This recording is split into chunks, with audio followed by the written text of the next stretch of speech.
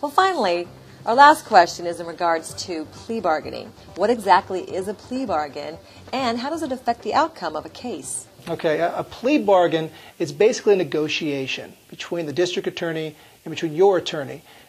95% or more of all cases are settled with plea bargains. They're very common.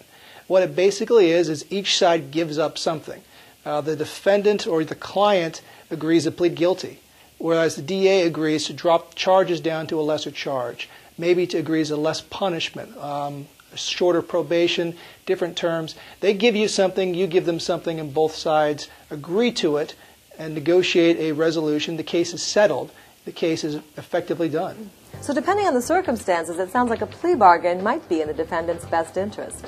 It's tough. I think if you are guilty of the crime and the crime can easily be proven in court, you have every reason to plea bargain your case, because ultimately when you go to court and you lose, the judge will punish you more harsh than what the DA would have given you if you pled out early for a plea bargain. It gets more difficult when you aren't guilty or when there's very little evidence against you, because you might actually win in a trial. And then it becomes a situation where you really have to weigh the pros and cons.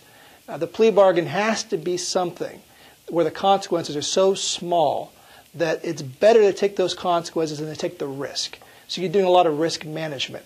If you have a very serious case and the risks are very high, sometimes taking a plea bargain is the best result, because you're not going to suffer those risks or those consequences. If the case is not a serious case and there's not a good plea bargain on the table, there's no reason to take a plea bargain in a very, very simple, easy, not so serious case. So it's very specific about the facts, and it's specific about the person. I mean, how much risks do you want to take? I mean, do you want to go all the way to trial or not?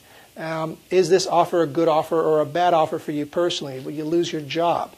I mean, things like that are big factors. And I think everybody has to determine it on their own.